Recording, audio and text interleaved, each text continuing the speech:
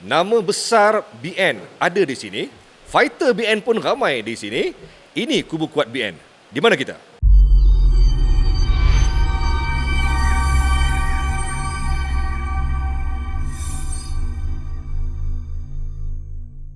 Okey tuan-tuan semua, Assalamualaikum dan selamat sejahtera semuanya. Dan hari ini saya berada di satu lokasi yang saya kira amat menjadi tumpuan juga. Walaupun sebenarnya ini kubu kuat BN, tak pernah kalah pun. Dan nama-nama besar berada di sini. Nama-nama yang pernah menjadi nama-nama yang hebat. Menteri besar Perak pun pernah ada di sini dan sebagainya.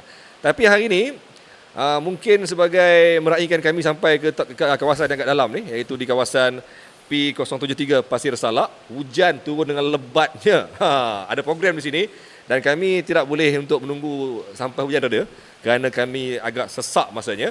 Tapi harap ia tak mengganggulah kita punya proses podcast pada hari ini, walaupun mungkin audionya kurang cantik seperti biasa. Tapi tak apa. Hari ini saya memilih untuk bersama dengan calon BN yang menjadi tumpuan kerana nama calon ataupun nama ahli parlimen sebelum ini yang dilihat sebagai seorang fighter besar juga sebenarnya, memberi laluan ataupun mengalah untuk calon muda yang saya kira amat menarik juga kerana di sini ialah kerusi yang 3 penggal dimenangi ataupun disandang oleh Datuk Seri Tajuddin Abdul Rahman. 3 penggal. Dan kali ini tak tahu sama ada ia kontroversi ataupun ia memang direstui. Kita bersama dengan calon untuk parlimen di sini, BN Khairul Azwan Harun ataupun digelar sebagai One Bro. Alhamdulillah hari ini hujan lebat sungguh daripada tadi dari keluar highway dah mula terasa dah dia punya hujan yang lebat begini. Keluar tol mana? Tadi keluar tol mana tadi? Cangkat Jering. Betul. Ikut Waze ikut Waze ya. Jauh. Jauh dan saya rasa mungkin saya pun first time sampai ke sini ni. Sampai ke kawasan ni. Hanya untuk menemui bro kita. Allahu Akbar. Terima kasih banyak-banyak dapat bertemu dengan Azrul ni. Allah. So macam mana, sihat kan? Alhamdulillah. Macam mana dalam rutin? Dah seminggu ni kan. Jadi saya ni tak asing lah di Pasir Salak ni pasal dah lama, dah lebih 21 tahun pun. Jadi tak kekok lah, orang kampung pun kenal. Jadi cuma sekarang ni nak kena melawat dan meninjau 56 PDM, pusat daerah mengundi kan. Ada bilik gerakan. Yang tu yang terpaksa bekerja sana sini. Alhamdulillah yang semuanya dalam keadaan baik. Ya, dia sebenarnya tak ramai pun. Pengundi di Parlimen Pasir Salak ni taklah seramai. Saya dah pergi lebih kurang dalam 11 parlimen. Saya kira antara yang tak seramai mana pun. Tapi besar kot kawasan dia. Dia pengundi ni hampir 75,000. Ya, untuk tahun ni, untuk kali ni. Untuk kali inilah, selepas ada penambahan pengundi automatik dengan 18 tahun ni kan. Tapi geografi Pasir Salak ni besar. Ya. Daripada satu bucu nak ke bucu lain ataupun daripada satu tempat kalau di penghujung sempadan dengan Lumut, dengan nak pergi ke sebelah sempadan dengan Tapah, hampir 1 jam. 1 jam. So jalan pun kecil, jalan kampung kan. Jadi keadaan yang sangat berisiko lah kalau nak bawa kereta laju kan. Tambah pula dalam keadaan hujan. Tapi Azrul pun lalu tadi kan. Ni sampai ke kampung baru Renang Punggol ni kira hebat lah ni. Ini ke jauh ni? Ini dah kira antara pendalaman di kawasan Pasir Salak lah ni. Oh ya ke? Saya kira hebat juga lah. Hebat. Okay. Kira boleh bertanding kan ni. Pihak 2016. Okey. Seperti apa tadi saya mukadimahkan, Pasir Salak ni dia mungkin kedengaran tak sebesar macam parlimen-parlimen yang besar namanya, macam Permatang Pauh yang kita kenal adanya Datuk Seri Anwar Ibrahim sebelum ini. Tapi ramai yang lupa ataupun ramai yang terlepas pandang sebenarnya. Parlimen ini sebenarnya hebat. Nama-nama besar. Apa nama Tan Sri Ramli Ngah Talib. Bekas Menteri Besar Perak dan juga banyak jawatan dia. Banyak jawatannya. Malah yang pertama yang memimpin ataupun yang menjadi ahli parlimen di sini, iaitu Allahyarham Tan Sri Megat Junid, Megat Ayub. Nama besar tu. Nama besar yang ahli parlimen pertama di Pasir Salak. Tak. Dia sebelum tu dah ada. Oh, ada.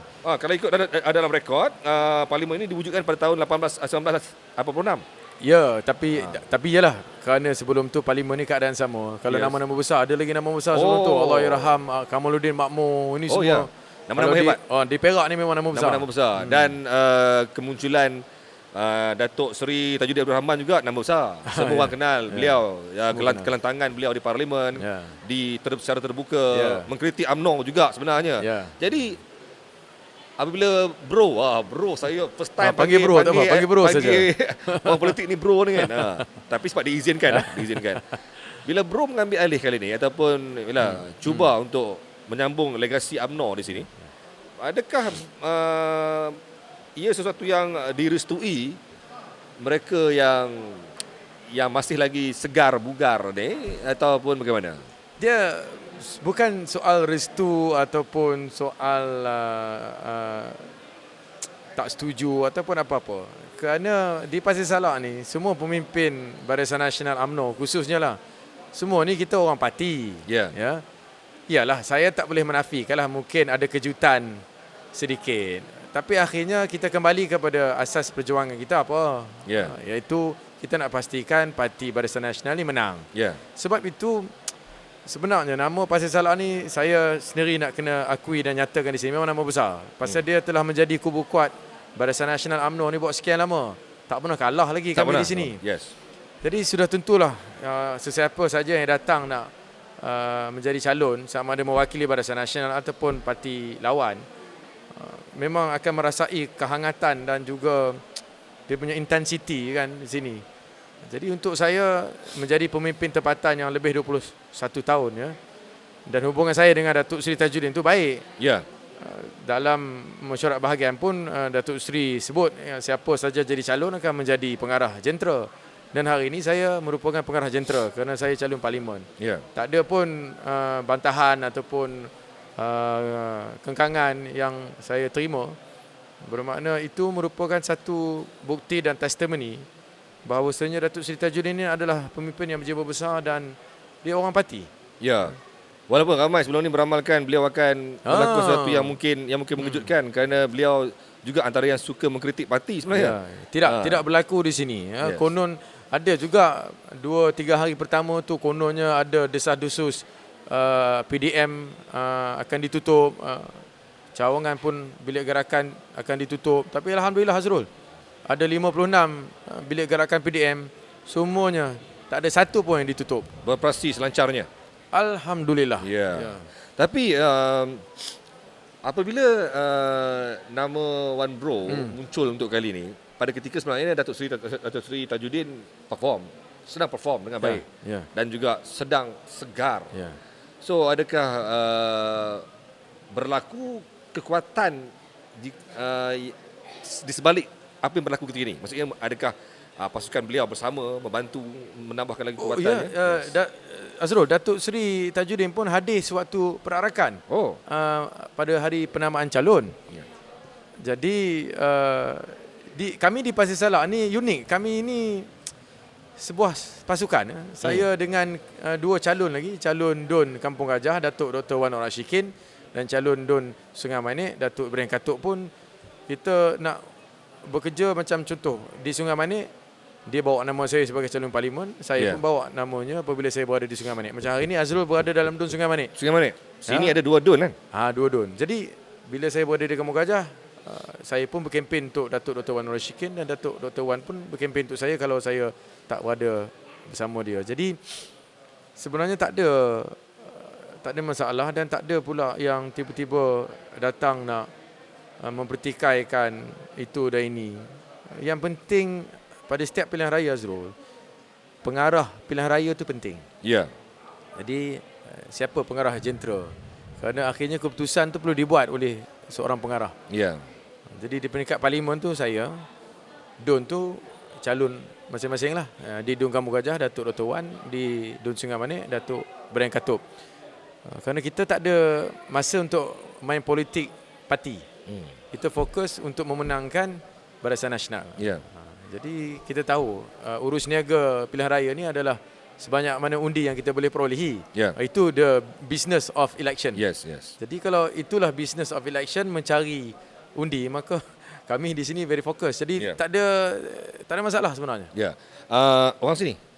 Saya lahir di Ipoh tapi kampung di sini. Okey. Kampung saya Kampung Balun Bidai, Okey. di sebelah Dun Kampung Gajah, tempat kelahiran ayahanda saya. Saya merupakan ketua cawangan di situ. Saya membesar kecil-kecil pun di situ.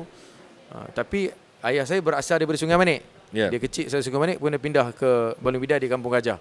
Jadi kebetulan saya banyak keluarga di Sungai Manik dan di sebelah Kampung Gajah. Sebab tu tak kikuk lah, memang kampung Kenal saya. ramai lah. Tak, memang kampung saya. Memang Memang kalau kampung saya. raya balik ke sini, cuti sekolah pun balik di sini, duduk di kampung.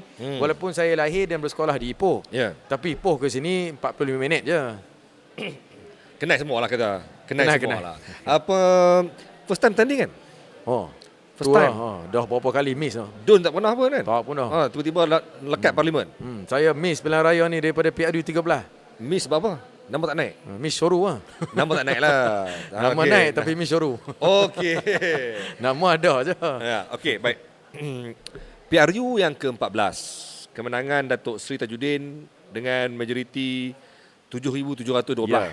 Ya. Beliau memperoleh 20,003 undi. Ya. Manakala PKR Dr. Salahuddin memperoleh 12,000 lebih. PAS Ustaz Fazarul Azhan 11,000 lebih. So pertemuan 3 penjuru. Ya. Dan kalau kita gabungkan kedua-dua undi PKR dan juga PAS lebih kurang je dengan undi yang Datuk Seri Tajuddin dapat. So maksudnya satu jumlah undi yang besar yang diperoleh oleh Datuk Seri Tajuddin. Namun kali ini keempat-empat calon yang bertanding, tuan-tuan, bukan muka sedia ada. Seperti di tempat lain kita dapat lihat kemunculan semula rebattle, rematch berlaku dalam PRU yang ke-15. Namun kali ini pertemuannya sedikit unik kerana keempat-empat calon muka baru. Oh, tak Azrul? Yes. Tak. Tolak Ustaz Nik Omar, anak Tuan Guru Nik Aziz. Ya. Yang lain tu semua muka sama kawan-kawan saya tadi. Pernah bertanding? Pernah. Di- Ustaz Jamaluddin saja belum. Di peringkat? Dia macam ni. Kalau di dia peringkat pening, DUN, dia ni pening. saya nak cerita. Okey, sorry, di peringkat parlimen, Yes. Ustaz Jamaluddin. Yes. Pernah bertanding? Mewakili. Dia tak pernah bertanding tapi Yes. dia timbalan yang di-Pertua PAS kawasan. Tak bertanding lah. Tak bertanding. Tapi Okey. dia orang lama yang kat sini. Orang yang kenali baik. Okey. Lepas tu Ustaz Nik Omar, yang tu daripada luar lah. Yes. Lepas Khairul tu, Nizam saya sendiri. Lepas tu, Azwan. Zairul Lepas tu Hisham. Zairul tu memang anak tempatan juga, sahabat saya. Oh, tak nak juga. tanding. Tapi tak nak bertanding. Betul lah tu. Tak, Jadi, maksudnya maksudnya bukan bukan orang macam orang tadi luar lah. Dia bukan macam Ustaz Nik Omar lah. Ya, Ustaz ya. Omar tu mai dari Faham. luar. Maksud saya tu kira keempat-empat ni first time tanding. Betul lah. Betul lah. First time tanding pilihan raya. Aku salah patah ke apa ni kan. Mungkin saya yang salah faham. Okey, tak apa. Jadi betul lah keempat-empat tu tak pernah tanding lagi. Ni first time tanding ni. Parlimen betul. Dan pertemuan kali ni mungkin agak unik kerana selalunya berlaku di tempat lain, ada muka lama atau ada rebattle, semua rematch. muka Ni empat baru. muka baru Pertama bertanding. kali. Pertama kali bertanding. Betul. Yes. Di mana dilihat saingan yang paling kuat? Kerana sebelum ni saya lihat lebih kurang seimbang. PKR pun pesaing, PAS pun pesaing. Tapi kali ini adanya Pejuang, adanya PH, Ustaz Nik Omar, adanya PN, Ustaz Jamaluddin, semuanya ustaz-ustaz ni. Di manakah persaingan yang paling kuat ni? Untuk saya macam ni. Semua calon-calon tu hebat-hebat. Ya. Saya mengenali Ustaz Nik Omar ni pun lama. Ustaz Jamaluddin lagi lama. Yang Zairul tu kawan saya dalam Pemuda UMNO dulu. Oh, Ha. tim lah dulu. Jadi saya kalau saya nak menilai setiap calon tu sebenarnya semua hebat. Ustaz Nik Omar dengan latar belakang agamanya seorang pemimpin yang berilmu. Ustaz Jamaluddin pun mengajar di sekolah pun ramai juga yang dilahirkan budak-budak pelajar-pelajar sekolah kan. Zairul kawan saya tu pun memang berjuang dengan saya dan pemuda kan. Jadi saya susah untuk menilai siapa yang lebih punya peluang. Tapi yang penting untuk saya adalah apa tawaran yang kita akan berikan. Jadi saya sini ada tawaran saya iaitu saya akan umumkan pada 16 November.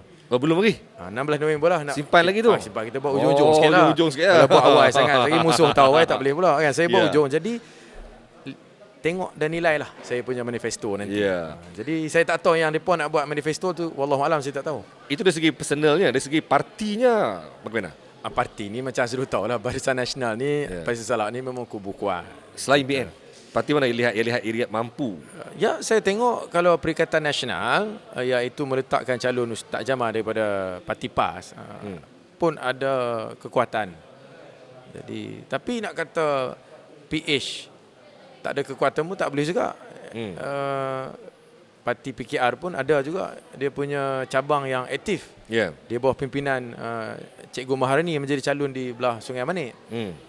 Jadi sebenarnya peluang ni terbuka. Yes. Kan? Jadi rakyat nak menilai lah. Ya. Pertama nak melihat track record parti itu sendiri. Ya, ya. Ya. Kedua nak melihat track record calon-calon tu. Ya. Yeah. Saya ada track record saya. Yang lain-lain tu pun ada track record masing-masing. Kemudian yang ketiga ni nak melihat ni tawaran package yang kita nak offer kepada ni. Pasal hari ni pengundi semua dah bijak laksana semua. Yeah. Semua yang berpendidikan dia pun tahulah UMNO Barisan Nasional ni dah lama puluhan tahun. Ya. Telah berjasa menguruskan negara. Dan mereka juga merasai 22 bulan juga di bawah Pakatan Harapan. Dah try jugalah. Dah try. Di bawah Perikatan Nasional pun sempatlah merasa berapa rasa bulan dah. kemarin, tak ingat berapa bulan kan. 17 kot. Lebih kurang. Yes. Jadi semua dah merasa. Yes. Lah ni nak tengok siapa yang boleh tawar yang terbaik, beri tawaran yang terbaik untuk pengundi dan rakyat. Dan saya bersedia kerana saya dah lama di sini, lebih 21 tahun. Pengalaman di peringkat negeri pun ada, peringkat pusat pun pernah menjadi senator Dewan Negara. Jadi saya nak bawa yang terbaik lah untuk pengundi dan rakyat di Pasir Salak ni, insya-Allah. Ustaz Nik Omar bin Nik Aziz kan. Saja umpan tu. Oh, Nama besar? saya rapat dengan Nik Abduh, saya rapat dengan Nik Omar, saya rapat, semua baik-baik. Semua orang lembut je. Ada tak potensi nama itu dibawa juga aura Allahyarham sekali dalam kali ni?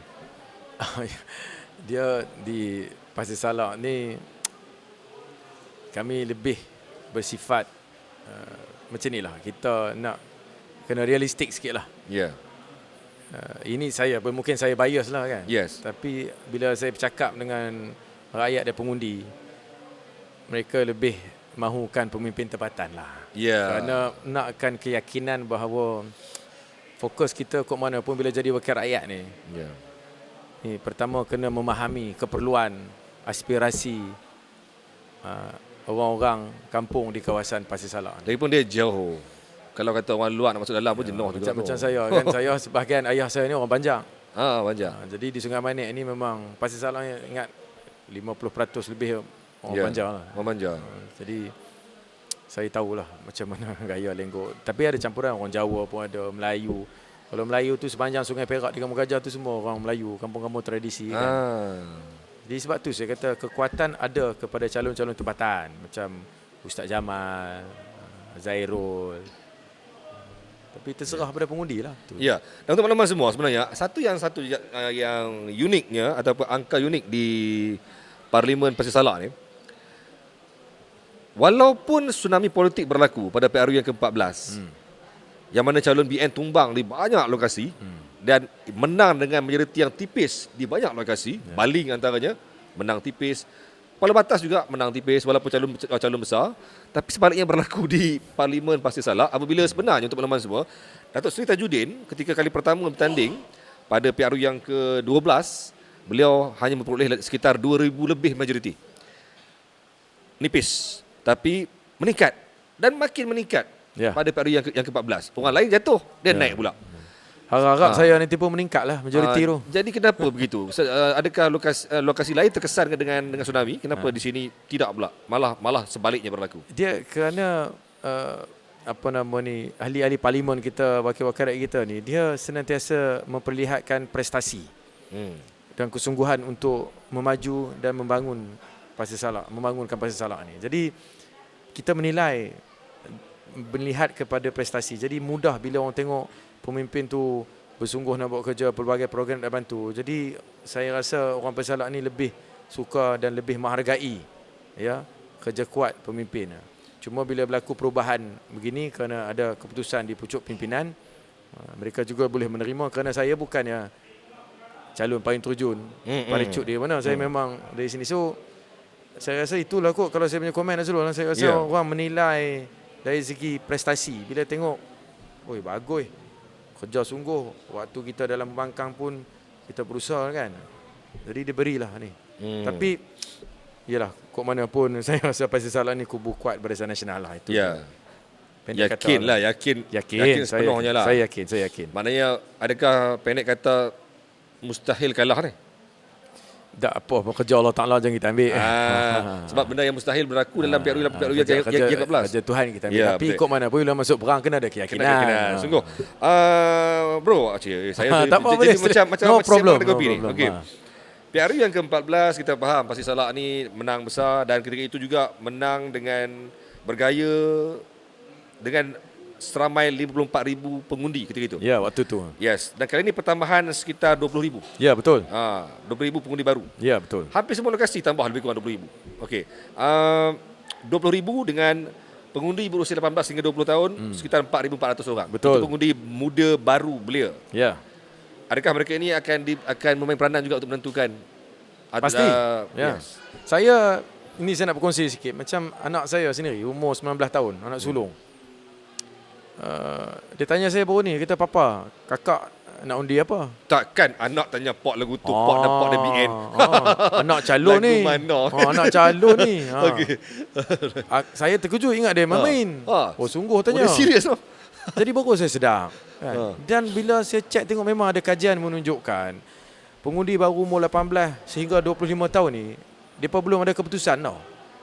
Dia tak boleh make up dia main lagi. Dia belum ada keputusan kerana dia orang ni belum sebenarnya apabila kita melaksanakan undi 18, sistem pendidikan kita belum menyediakan anak-anak kita ni ke arah ilmu politik dan ilmu demokrasi ni.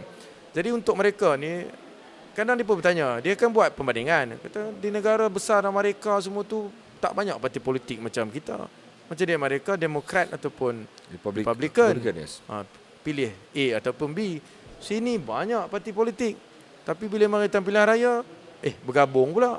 So benda-benda ni kan budak-budak lah ni semua duk suka memikir. So kalau tak ada siapa yang boleh membimbing, mendidik mereka, itu yang sekali dia pergi ke handphone. Bila masuk handphone, dia start lah tengok TikTok lah, Facebook apa semua. Jadi macam berlaku ke saya sendiri, saya sedar dan saya terpaksa lah ambil masa nak menceritakan ke dia, anak calon kot, hari-hari pakai baju Barisan Nasional. Lain macam ni. Tapi kalau boleh berlaku ke saya, yang lain-lain ni balik rumah. Dia jadi menarik sebab apa? Ini membuktikan bahawa anak-anak muda sekarang tak ambil tahu dah parent dia dah. Maksudnya kira dulu orang kata satu bumbung rumah tu kalau semua pai semua, Yes. UMNO semua. Yes, Azrul. Allah ni lain tau. Oh betul. So saya punya nasihat dekat semua jentera Barisan Nasional saya. Saya pesan, saya kata kalau boleh berlaku ke saya, anak calon yang hari dalam Facebook keluar duk pakai baju dacing pergi sana sini Barisan Nasional ni, pun anak sendiri tanya macam tu, saya pesan ke dia apa balik rumah ni pergi check tengok yang mana yang ada anak, tanya yang duk anak-anak yang duk jaga cucu ni kan, duk mak ayah duk sibuk kerja, hantar anak tok wan opah semua jaga, check tengok. Kalau kita tak periksa, kalau tak tanya, tak bersama dengan mereka, nanti akhirnya dia akan pergi ke handphone. Dia tengok dalam TikTok ni tahu. Sebenarnya saya baru je buka akaun TikTok. Oh ya ke? Lambat baru try buka TikTok. Cepat dia punya virality lah. Lain macam. So depa ni bila tengok TikTok, masalahnya kita ni bila banding BN dengan yang lain ni, BN ni dia selalu ketinggalan sikit lah kan. Betul. Jadi masalah kalau kita tak ambil ekstra corrective step nak memperbetulkan ini, budak-budak ni boleh hanyut tau. Tu umur yang 18 sampai 20. Yang 19 lain-lain sampai tu 25. 25 yes. Pengundi first time muda. First time. Ni yang sebelum ni tak pernah peduli nak mengundi, tiba-tiba hari ni boleh mengundi. Depa ni dia tak ada loyalty tau, dia tak ada kesetiaan kepada logo.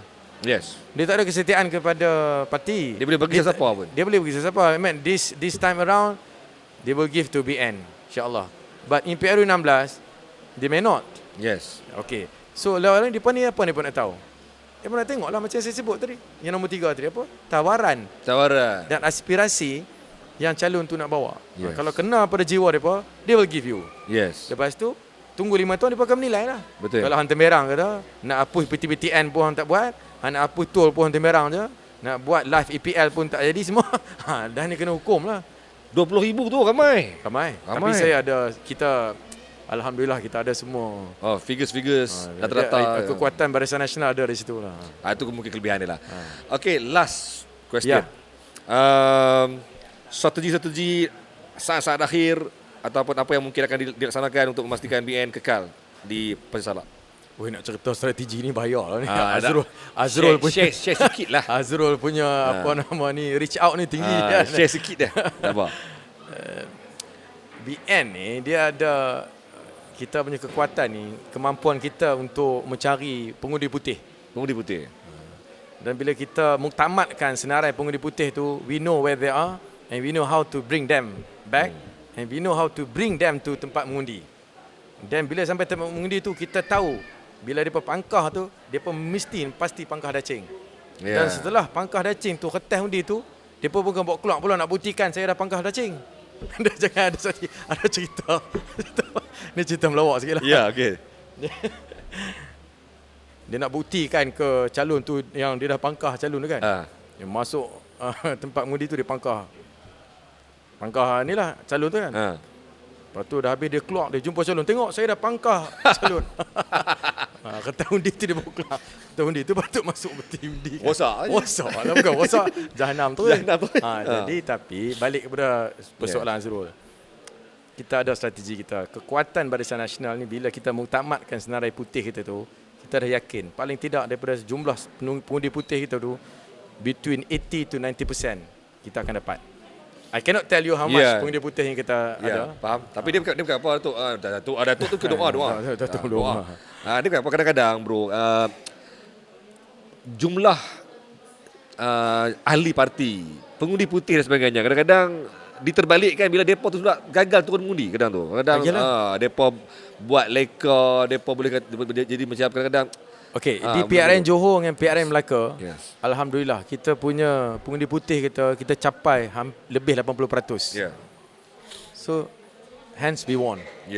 So tapi the art of identifying ataupun the art of collecting pengundi putih tu, that one I cannot tell you lah how. Yalah, faham. Itu rahsia. Itu BN itu memang sulit. Kalau habak lagi orang marah pula kan. Orang kata apa habak semua ni kan. Okey, bro, sebagai penutup untuk segmen ini, kita kepada pengundi di Pasir Salak secara khasnya dan pengundi Malaysia secara amnya, nasihat, pandangan, saranan untuk mereka semua menjelang 19 November tahun ini. Silakan. Baik. Saya pertamanya untuk pengundi di Parlimen Pasir Salak. Jadi saya ini nak pertama kali bertanding sebagai calon mewakili Barisan Nasional. Pengalaman saya memimpin di bahagian tu memang tuan-tuan, perempuan semua dah sedia maklum. Saya ada pengalaman juga menjadi pemimpin di peringkat kebangsaan, pernah menjadi ahli Dewan Negara. Jadi saya nak meneruskan kerja ini kerana saya masih ada kekuatan dan semangat sebagai seorang pemimpin muda yang memang menjiwai dan merasai denyut nadi rakyat pengundi di kawasan Pasir Salak. Jadi saya mohonlah pada 19 November ini, bolehlah kiranya tuan-puan, saudara-saudari semua sudi berilah undi buat saya dan bawa saya ke Dewan Rakyat untuk mewakili tuan-puan semua. Untuk rakyat Malaysia keseluruhannya, hari ini kita mulai umur 18 kita dah boleh mengundi kerana itu hak kita. Jadi apabila kita mengundi itu, saya minta kita mengundi itu jangan mengundi berdasarkan sentimen. Kita mengundi itu kerana kita sudah menilai dan kita mengetahui apa aspirasi yang kita nak capai, jenis masa hadapan macam mana yang kita nak. Dan kalau kita nak masa hadapan yang lebih stabil dalam bentuk yang kita mahu, kita kena pandai pilih lah pemimpin mana, parti mana yang boleh menjamin bentuk masa hadapan yang kita nak itu. Jadi itu sajalah. Kita tak paksa rakyat untuk memilih mana-mana, terserah. Yang penting hari ini apabila kita mengundi itu, kita mengundi dengan conscience yang jelas, orang kata with a clear conscience, dan kita buat tu kerana semata-mata kita nakkan kestabilan dan kemakmuran untuk negara dan rakyat kita lah. Terima kasih Azrul. Ya, okey. Saya hari ni segmen hari ni sembang macam sembang geng motor. Dia bro je kan. Saya rasa pelik pun tapi tak apalah. Okey, kita faham. Saya sebenarnya dah lama kenal dengan Wan Bro ni sebenarnya daripada zaman-zaman sebelum Kenal lagi. Azrul lah. Okey, tapi apa pun terima kasih kerana sudi meluangkan masa walaupun sibuk, walaupun hujan lebat, walaupun ramai sedang menunggu ni. Di belakang ni ada ramai sedang menunggu untuk nak mulakan segmen bersama dengan bakal YB lah insya-Allah. Apa pun tuan-tuan semua, teruskan setia bersama dengan kumpulan STP, kumpulan Media Prima dan sebagainya, dan make sure jangan lupa hadir mengundi 19 November 2022 sebagai pengundi yang bertanggungjawab. InsyaAllah jumpa lagi. Assalamualaikum.